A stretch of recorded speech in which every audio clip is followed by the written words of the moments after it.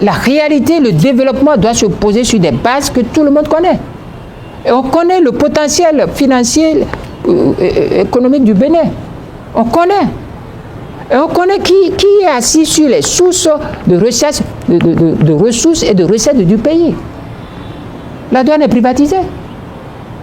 Même si on vous dit que ce n'est pas privatisé, c'est dans les faits, la douane est privatisée. Quel est ce contrat qu'on fait sur des années avec une société privée qui se substitue à la douane? Quel est ce libéralisme dans lequel on contraint les gens à ne pas vivre, à ne pas vendre librement leurs choses? Mais nous sommes dans un désordre.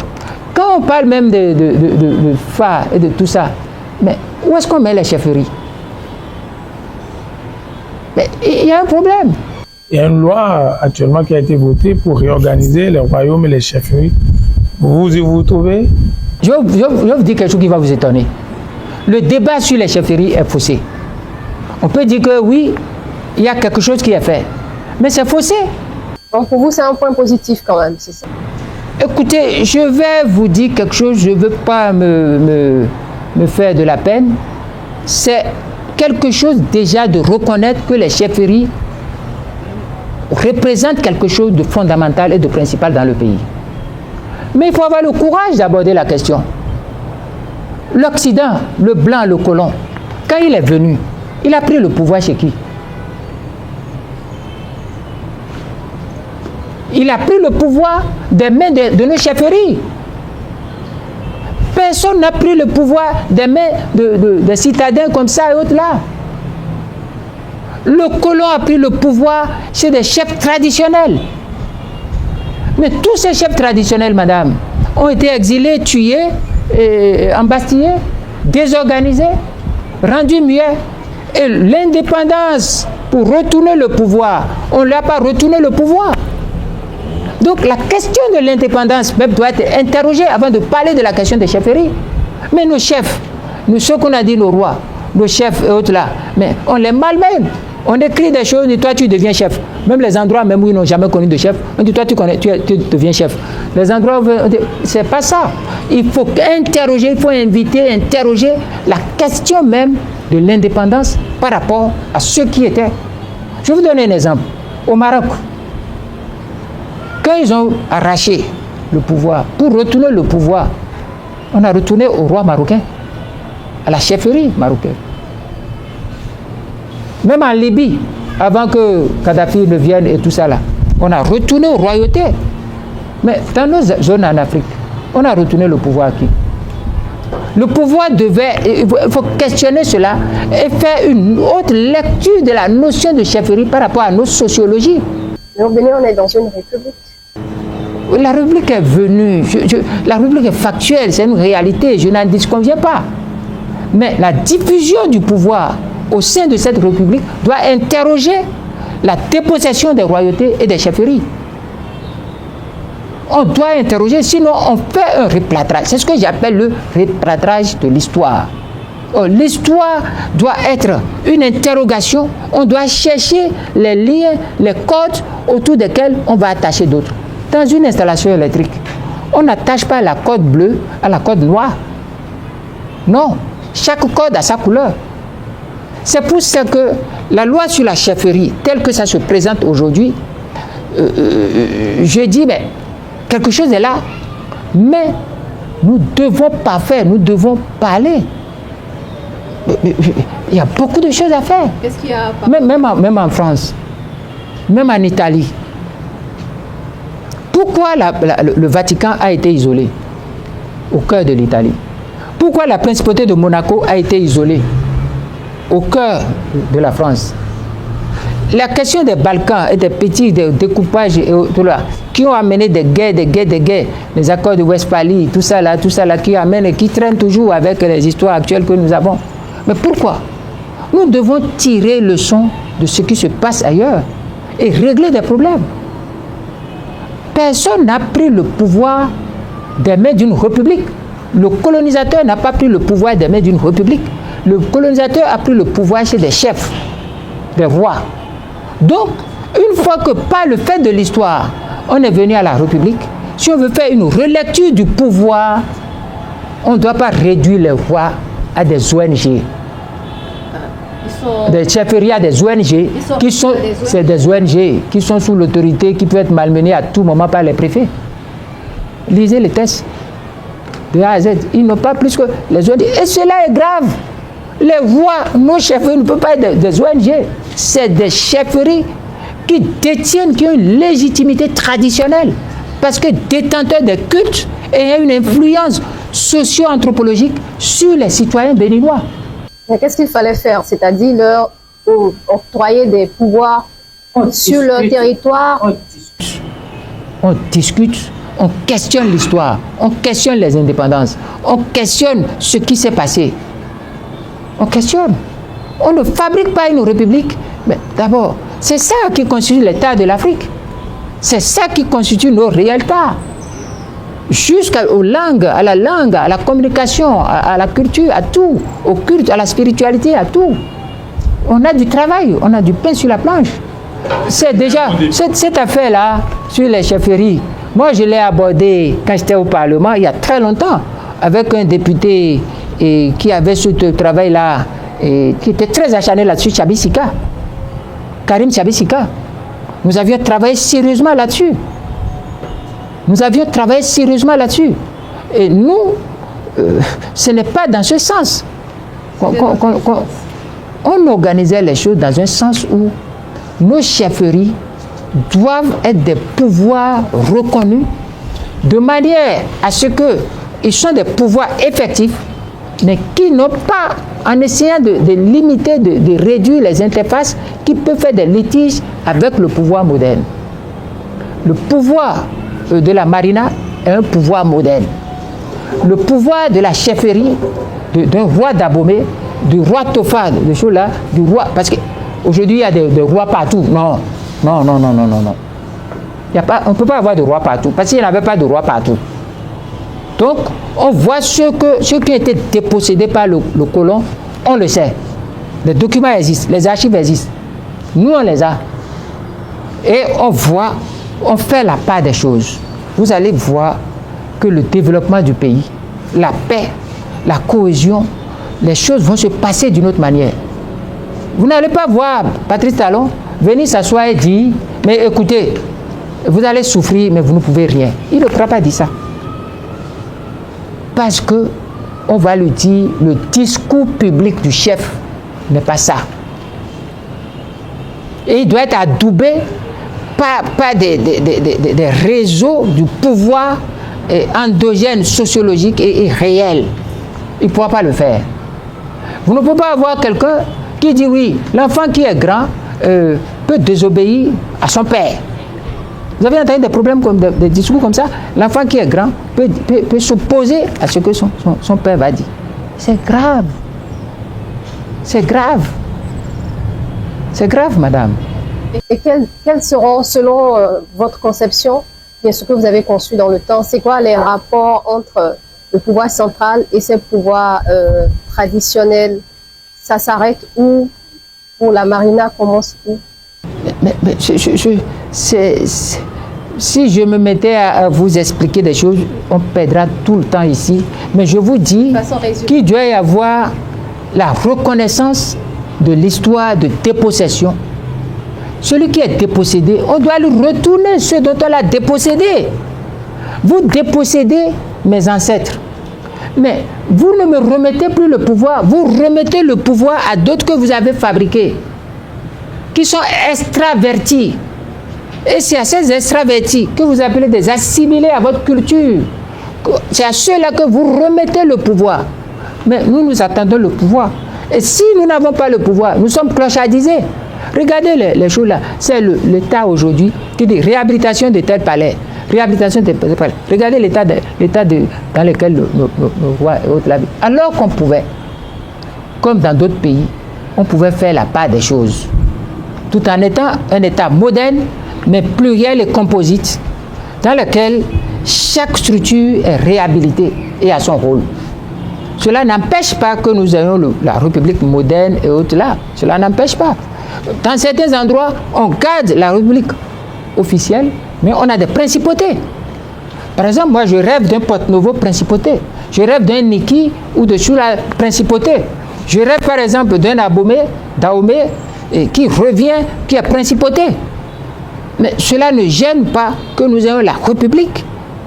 Je rêve d'un fédéralisme à des endroits donnés. Mais pour permettre aux ethnies, aux micro-ethnies, au peuple de décider. C'est ça la chefferie. Quand on va parler d'une loi sur la chefferie, on doit intégrer, on doit élargir l'horizon pour permettre que l'histoire se retrouve et qu'il y ait une réconciliation avec l'histoire. On est presque au terme de cette émission, de cette entrevue. Il y a, on va dire, une décision, un acte qui a été salué par plus d'un, mais que vous avez déploré. C'est l'audit du fichier électoral, environ 160 millions de francs CFA qui seront consacrés à cet audit-là. Ça a été demandé par l'opposition et voilà, le gouvernement a décidé de financer l'audit. Mais vous trouvez que c'est pas positif? Je vais vous parler aussi franchement, madame, et vous allez comprendre de quoi il s'agit. Ça a été confié à une personnalité quand même qui fait l'unanimité. C'est du pipeau. C'est une diversion. Écoutez, chers amis, reprenons les choses chronologiquement. Le problème du fichier électoral a été évoqué quand? Madame, ça a été évoqué le 27 novembre 2023. Je parle sous votre contrôle, 2023, 27 novembre 2023. Mais à la suite de quoi? À la suite des élections parodiées législatives du 8 janvier 2023. Et au cours de cette séance qui a eu lieu au Palais le 27 novembre, c'est à l'occasion de cet entretien que les gens ont posé le débat sur le fichier électoral par rapport à 2026. Vous vous souvenez, madame, au Palais? Yaïboni était là et tout ça là.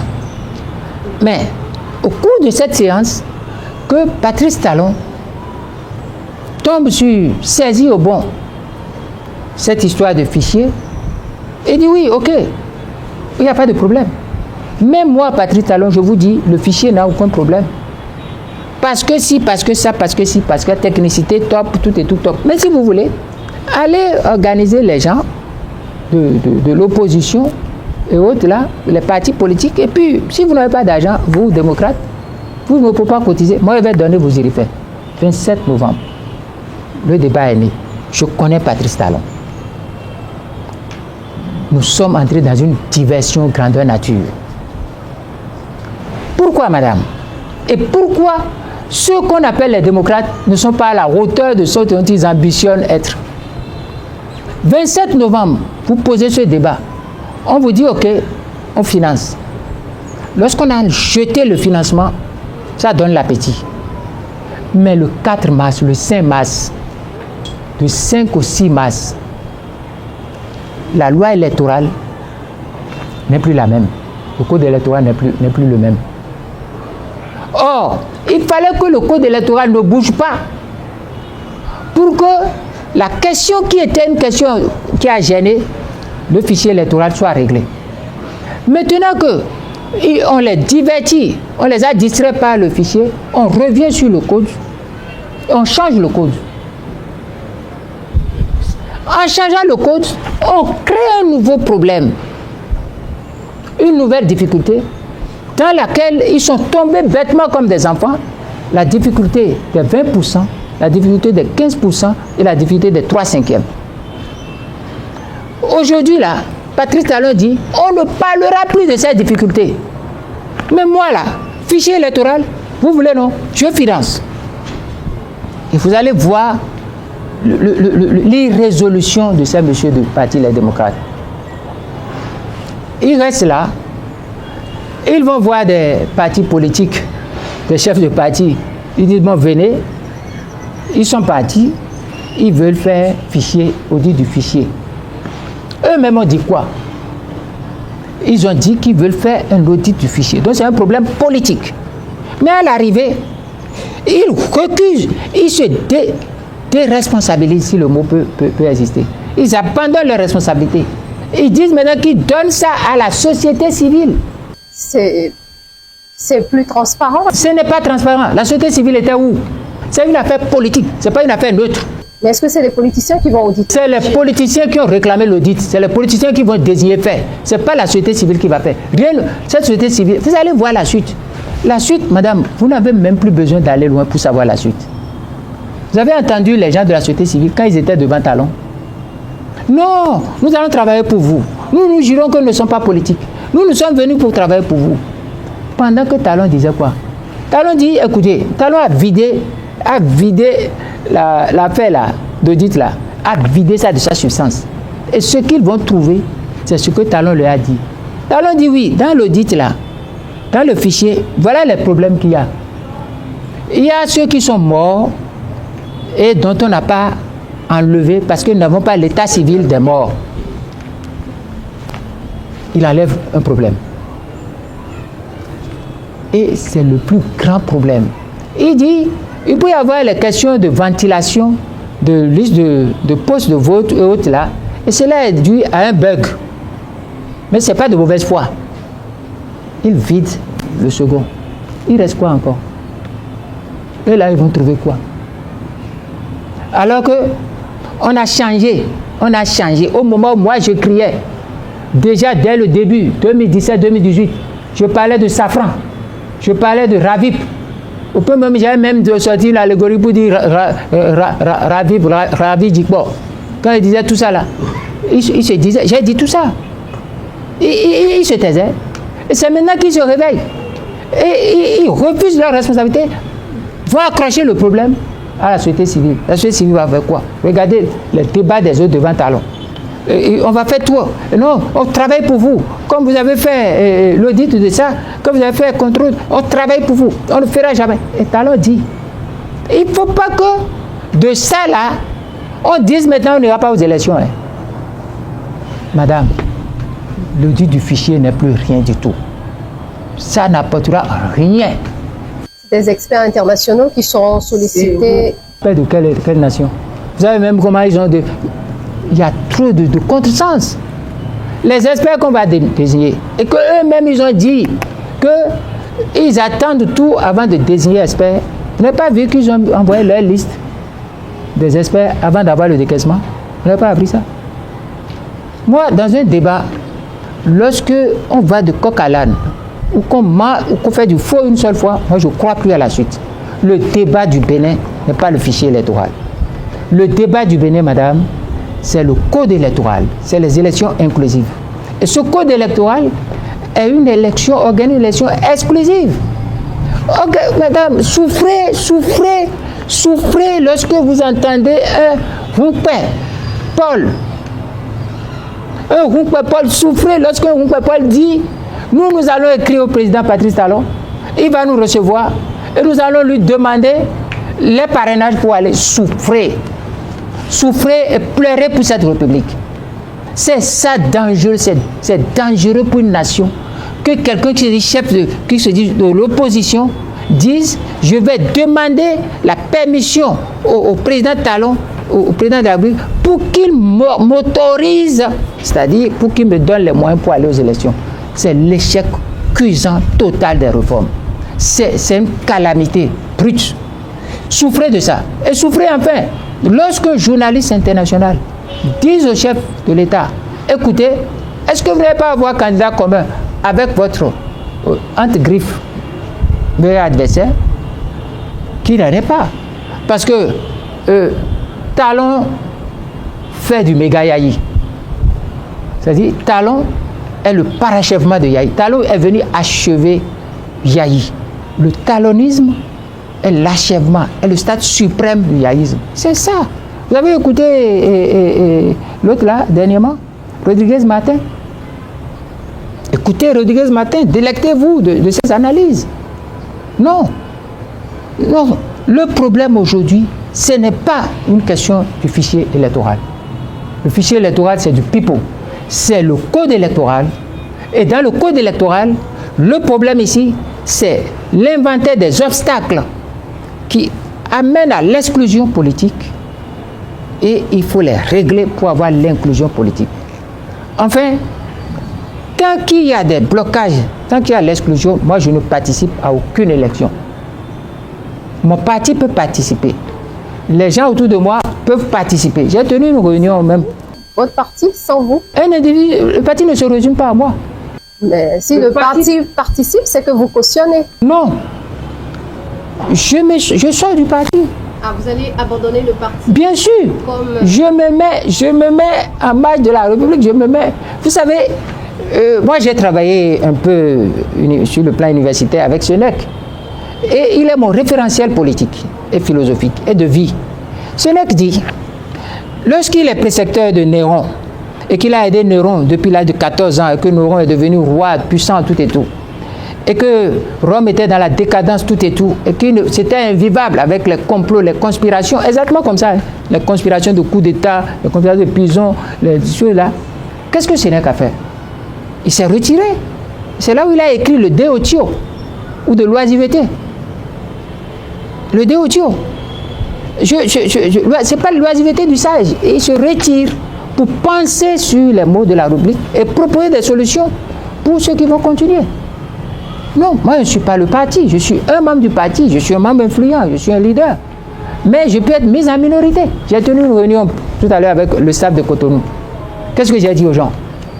Je ne veux pas vous le cacher. J'ai fini la réunion avant de venir ici. J'ai dit aux gens de Cotonou, ceux qui veulent aller aux élections, de se décider pour aller. Donc ils ont le choix? Ils ont le choix. Avec le parti? Non, pas avec le parti. Mais comment? À l'étape actuelle, pas avec le parti, parce que le parti ira au congrès. C'est le congrès chez nous, c'est le congrès qui décide de l'orientation politique à la veille des élections majeures, pas des petites élections. Nous allons à une élection majeure, il y aura un congrès qui sera annoncé d'ici peu et la décision sera prise. Mais en attendant, individuellement, ceux qui veulent aller, je leur dis, ils ont trois choix. Soit ils vont comme ils leur semble, ils démissionnent, ils s'en vont. Soit ils me le disent, ils disent où ils veulent aller, puis je peux les autoriser à aller. Ou troisièmement, ils ont notre choix au Congrès. Ils vont peser sur la décision collective dans le cadre d'une orientation politique. C'est tout. Mais moi, intitut personnel, je n'irai pas. Parce qu'on ne combat pas, on ne va pas à une élection contre un dictateur. C'est impossible. Lorsqu'il y a la démocratie, on fait l'opposition. Parce qu'on s'oppose à un gouvernement. On ne s'oppose pas à la République. Et bien, lorsqu'il y a une dictature, on ne s'oppose pas à une dictature. On résiste aux principes et aux valeurs mises en cause, en berne par cette dictature. On réinitialise les valeurs et après on va aux élections. Parce que si vous ne faites pas ça, madame, vous serez dans les désordres. Quelqu'un se lève, il s'appelle Patrice Talon. Il dit, mais écoutez, je ne veux pas de candidat, je ne veux pas qu'on bronche dans mon camp. Vous allez attendre mon mot d'ordre sur le choix du candidat. Ce qui veut dire une seule personne pèse sur deux partis. On me dit que c'est des réformes qui amènent à la puissance de l'individu sur le parti. On me dit que le but des réformes, c'est de donner de l'importance au parti. Mais c'est de l'anachronisme. Je ne veux pas employer le français de l'autre qui est devenu ministre de quoi? Anachronisme procédural sur fond de croquerie. Je ne veux pas dire ça. Mais c'est de l'anachronisme. Ça ne répond à rien. Ça ne répond à rien. C'est du faux. Donc, moi, je prends ma patience. C'est une affaire de patience, de santé et de vie. C'est une affaire d'opiniâtreté. Il faut être calme, il faut être serein. Il faut observer, espionner tout. Il faut s'informer. Il faut travailler pour que ceux qui doivent se casser se cassent. Il faut travailler pour que ceux qui doivent se renforcent. C'est ce qu'on fait. La rupture est en lambeaux. Nous, on a travaillé à cela. On continue de travailler à cela. Mais on va mettre à nu, dévoiler toute compromission du camp de ceux qui se disent de l'opposition. Vous me croyez, moi, je vais suivre, c'est-à-dire, je vais demander l'autorisation à Patrice Talon. C'est-à-dire, Patrice Talon va me passer, va autoriser UPBR à me donner des parrains pour que j'aille aux élections. C'est ce que vous pouvez dire ça. Vous voyez que moi, j'irai faire ça. Donc, votre problème, c'est les parrainages. Bon, je vais aller aux élections là. Je vais avoir les parrains, vous, madame. Je vais les acheter. Je vais faire comme acheter Soui ou bien qui? Ou Sado. Ils sont plus au Parlement. C'est eux qui... Ou bien, Takwe Soso a dit que est-ce qu'on connaît combien coûte, combien va coûter un pas. Non, je ne rentre même pas dans ces histoires-là. Vous voyez, c'est tellement malsain, indécent et sale que ce n'est pas bon de dire ça. C'est sale. C'est sale. C'est tellement sale que ça va rattraper tous ceux qui sont dans ce système. Il y a des individus très intelligents dans la rupture. Il y a des gens que je connais qui ont de bons profils, mais qui sont comme ça. Il y a certains qui criaient bobo, qui étaient avec des gens. On les a nommés ambassadeurs maintenant. Ils sont éloignés. J'en connais qui criaient bobo à un autre. Oui, c'est toi. J'en connais d'autres qui disent oui, ils vont être candidats contre Vanzemari. Il y aura vent, il y aura marée, ils ne seront pas. Et s'ils ne savent pas faire, c'est misraité. C'est ça. Donc, il n'y a pas d'embellie, il n'y a rien. Et rien n'est une lumière. Je pense que les 27 mars, chaque année, je fais cet exercice pour rappeler que c'est beau de vivre sa dignité d'homme. C'est le dernier anniversaire cette année? Non, aussi longtemps qu'on vit, en fait, ça ne se résume pas, Patrice Talon. Non. Vous allez continuer? Je continuerai. Par célébrer Je continuerai. C'est pour les plus jeunes, ce n'est pas pour moi. Pour moi. Moi, écoutez, tout le monde ne peut pas être président de la République. Et avec mon parcours, j'ai eu quand même quelques petites étoiles méritées. Je n'ai pas besoin d'être président de la République avant de dire que l'histoire retienne que j'ai fait de la politique. Moi, je suis heureux de mon parcours. Mais il faut dire aux plus jeunes, écoutez, quand vous voyez comme ça, c'est comme ça finit. Quand vous voyez comme ça, c'est comme ça que vous devez vous comporter. Moi, je souhaite, là où je suis, que ce que certains subissent, ont subi, continuent de subir et vont subir. Parce que je n'ai aucun problème de personne avec Patrice Talon. Et j'ai dit à tout le monde, je ne resterai dans aucun schéma qui puisse attenter à sa vie, à la vie, au malheur de ses enfants, de sa femme, de son entourage. C'est pas mon éducation. Je n'ai aucune haine personnelle contre lui et je n'en aurai pas. Je ne suis plus un homme des églises, mais je suis un homme de spiritualité. Et je médite pour le bien de tout le monde. Mais j'ai une haine, une aversion, une repulsion, un dégoût, une vomissure contre sa manière de gérer. Sa conception du pouvoir, son éthique de l'agir public n'est pas bien. Parce que ça va le rattraper. Ça va le rattraper. C'est pour ça que je suis contre. C'est mon combat. Et puis, j'ai été à la conférence nationale, madame. Avant d'aller à la conférence nationale, mon cher Herbert, il y a eu des sacrifices. J'ai vu des enfants tués, tombés. Paix à leur âme. À Katia Parfait, Luc Togbadia, à Poko Rémi. Toutes ces personnes sont tombées. J'ai vu des gens aller en exil, fuir le pays. Même Adrien Oungbeji a été en exil. Le président Adrien Oungbeji est venu de l'exil pour prendre part à la conférence nationale. Paix à leur âme, les Bertin Bona. J'ai le père, un ami d'enfance avec qui j'ai fait l'enfance. On a fait tout dans ce Cotonou. De Ounon, le vieux de Ounon. J'ai mon parrain, père à son âme, Michel Bamenou Toko. Tous ceux qui ont fait 9 ans de prison, 11 ans de prison.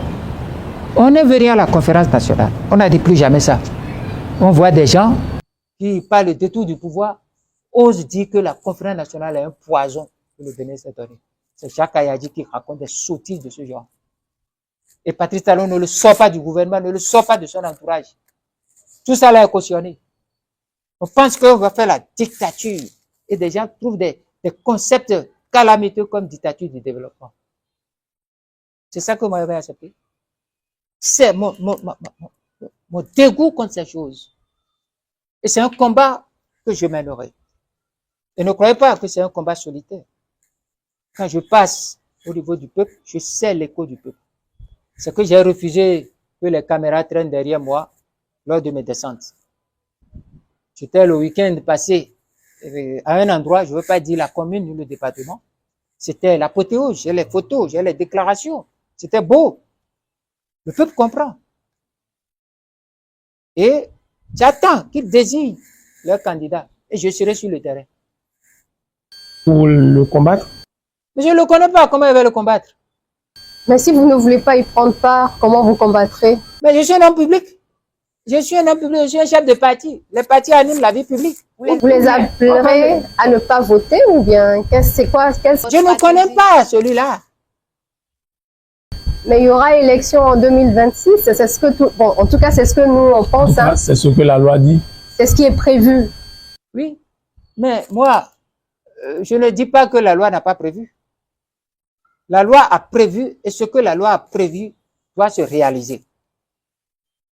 Mais je vous ai parlé de deux choses.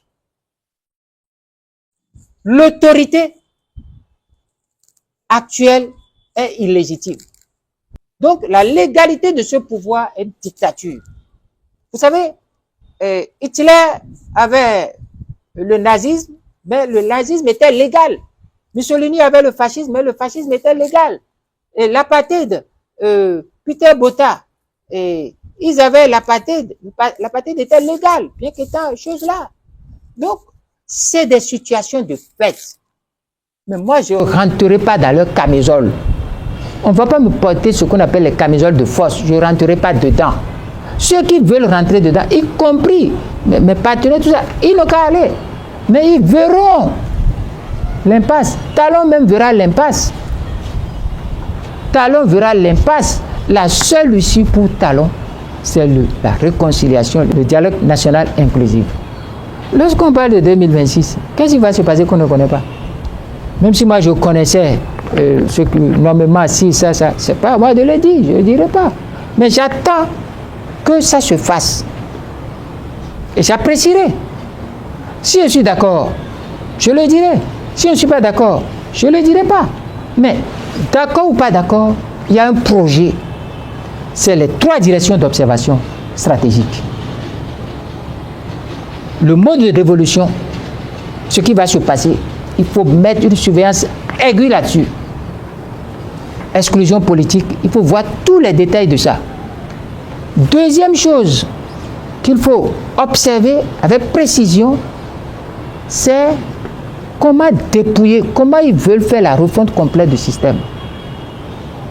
Cette révision-là, comment ça va se faire?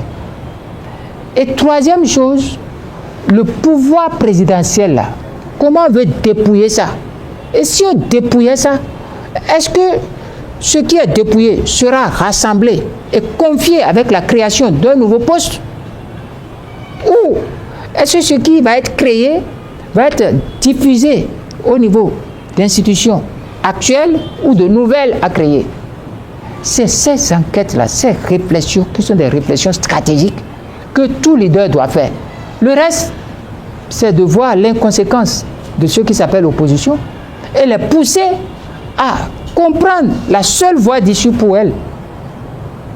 La seule voie, c'est le large rassemblement consensuel de tout le monde contre ce système. Et ce large rassemblement n'est pas la compromission. Et s'ils rentrent dans la compromission, ils vont couler. Et personne, moi je n'irai pas à leur secours. Je profite pour le dire. Tel qu'ils se comportent, je n'irai pas à leur secours. S'ils ne changent pas rapidement, si Talon est en train de les déstabiliser, je viendrai les achever. Mais s'ils ne veulent pas, ils n'ont qu'à sortir de la compromission et que nous discutons pour aborder enfin le pouvoir avec classe, avec panache, avec style et pousser Talon à rentrer dans le débat des principes. C'est la faiblesse de Talon. On va le pousser à définir la démocratie. On va le pousser à définir le développement. On va le pousser à définir ce qu'on appelle les sources du développement. Et on va le pousser à savoir si en 2023, 2022-2023, il ne frôlait pas le seuil de l'insoutenabilité qui est de 55%, s'il n'était pas déjà à 54%. On va le pousser à nous dire si le Bénin, pourquoi le Bénin s'est endetté à cette hauteur et pourquoi, en quelle année le Bénin va solder si le Bénin n'empruntait plus rien. On va lui demander aussi comment peut-on faire un développement sûr, soutenable et à long terme lorsqu'on ne compte que sur la fiscalité. Et que les produits du sous-sol, les grands produits les ressources importantes. Nous n'en avons pas. Nous n'en avons pas de compétitifs. Donc, est-ce que c'est la seule position géostratégique du Bénin qu'il faut gager entre griffes pour prendre de l'argent? Est-ce que les populations béninoises peuvent soutenir ça? Ne voyez-vous pas qu'il y a trop de morts? Que les samedis, les week-ends, il y a trop d'enterrements? Allez dans nos hôpitaux. Nous ne sommes pas en guerre. On n'est pas à Kouskou. On n'est pas au niveau de la bande de Gaza. Pour que chaque week-end, on enterre comme ça des gens. Regardez un peu quand vous allez faire des enquêtes dans les ménages. Les gens disent maintenant qu'ils mangent madrier. J'ai demandé, mais qu'est-ce qu'on appelle madrier? On me dit amon soja. Amon soja. Fromage soja. Vous savez que c'est toxique? Allez sur tous les sites scientifiques. C'est toxique, madame. Et ça attaque la fécondité, la fertilité. En dehors des sources cancérigènes. Nous avons des problèmes qu'il faut aborder. Nous avons des problèmes dans tous les secteurs. Nous avons des problèmes. Ce n'est pas parce que 2 ou 3 individus et autres, même quand Patrice Talon dit que lui ne veut pas faire la promotion de son clan familial ou politique. Écoutez, il veut désigner le président par appel d'offres ou par appel à candidature. À qui il veut faire croire que le prochain président sera par appel à candidature? On désigne toujours dans son clan politique ou familial. Donc, il veut nous dire qu'on va désigner un inconnu, quelqu'un que lui ne connaît pas, avec qui il n'a aucune familiarité. Mais non, sortez de ça. Il y a quelque chose qu'on nous cache. Et les autres qui se disent de l'opposition, sauf ceux qui sont dans les résolutions, qui vont demander à Patrice Talon l'autorisation d'aller aux les choses là, les autres doivent sortir et croire la majorité du peuple. Le peuple est majoritaire. C'est ça la question. Tout le débat sur le 3e mandat, c'était de la diversion. Moi, je vous avais dit. J'avais dit qu'il y a plus grave que le 3e mandat, c'est le mandat à vie. De qui? De celui qui est là. Lorsque quelqu'un dit, personne dans mon camp ne désignera un candidat, vous allez attendre au dernier moment, j'indiquerai. Vous voulez dire qu'il ne partira pas en 2026? Madame, il y a parti et ne pas parti. Chez nous, les fonds là, on dit, on donne le mouton, mais on tient la corde. Donc il va gérer par procuration, c'est ça? Mais c'est ça, tenir la corde. Mais écoutez, on va prendre, pourquoi s'acharne-t-on à prendre un dauphin? Le dauphin est redevable à celui qui lui a donné à celui qui l'a poussé à dauphin. Le système du dauphinat est un système de redevabilité, madame. Le dauphin est redevable automatiquement et obligatoirement au président qui l'a imposé comme dauphin. C'est comme ça, madame. Ça ne se passe pas toujours bien, on a vu en Angola. Parce que quand on est au pouvoir, on est plus fort que celui qui a quitté le pouvoir, par exemple. Faites attention. Nous sommes au Bénin.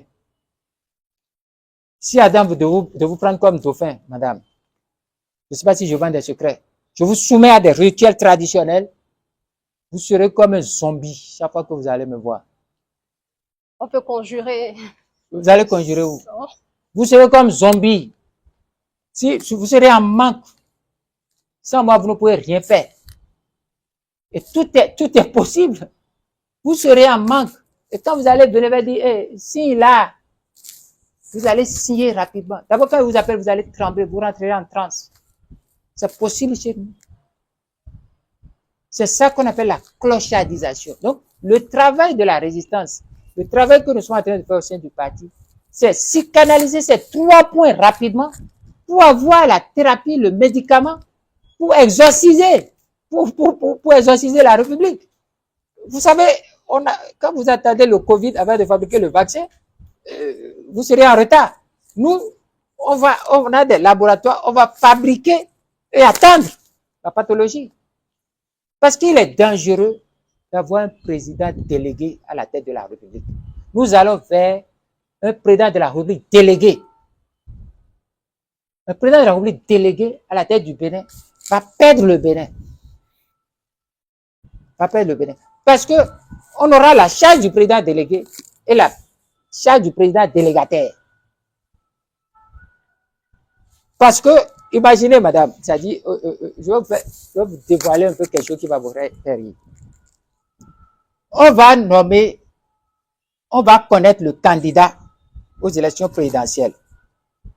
Pendant que ce candidat est en train d'être investi, c'est-à-dire son dossier est en train d'être déposé, on ne connaît pas le dossier des députés.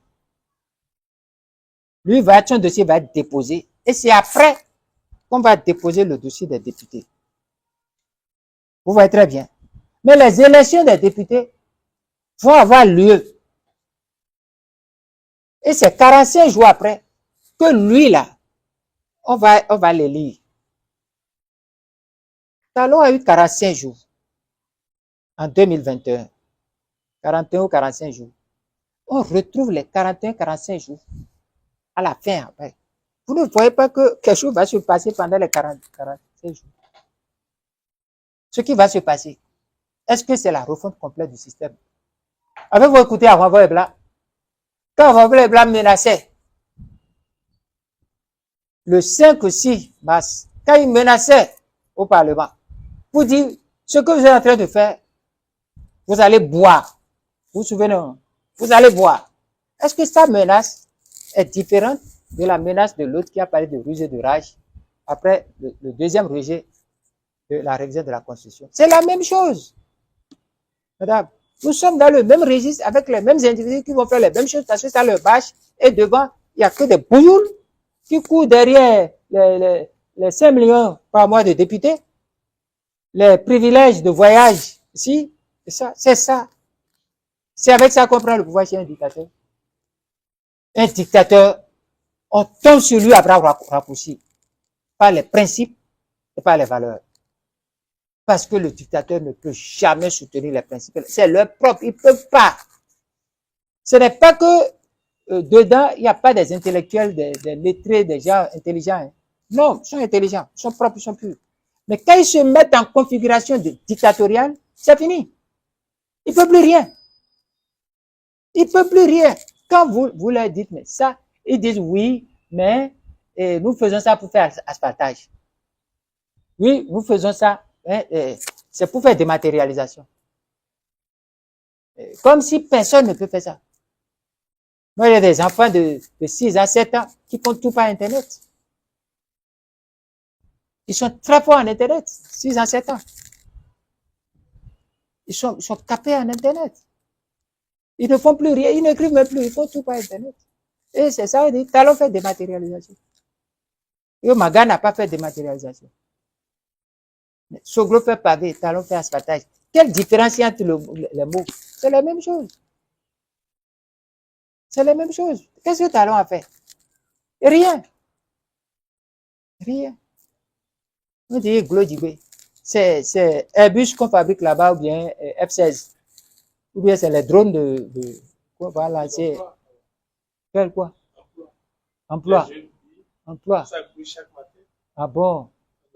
C'est une esclavagisation de la main-d'œuvre nationale. Il y a une différence entre emploi et esclavagisation de la main-d'œuvre. Les esclaves dans les plantations aussi avaient d'emploi. Bon. Il y a des normes. Lorsqu'on vous soumet avec cette loi sur les grèves, sur l'emploi et autres là, c'est pas de l'embauche, c'est pas de l'emploi. C'est une esclavagisation de la main-d'œuvre. Dans un contexte de sous-emploi. Les gens n'ont plus rien, ils sont obligés d'aller là-bas pour vivre. C'est ça la question fondamentale. Rachida, nous sommes à la fin de cette entrevue. Je vous ai le soin de conclure cet entretien avec le président candidat Zanaï. J'avais tous les sujets avec vous, vous n'en avez plus? Non, on a abordé l'essentiel. Parfait, donc je suis content. Oui, on a fait le tour de quelques questions d'actualité et merci de nous avoir accordé cette entrevue. On remercie les internautes, les auditeurs, les téléspectateurs de nous avoir suivis. Merci beaucoup. C'est moi qui vous remercie. Et sincèrement, du fond de mon cœur. Voilà. Et à très prochainement. Merci beaucoup. Merci.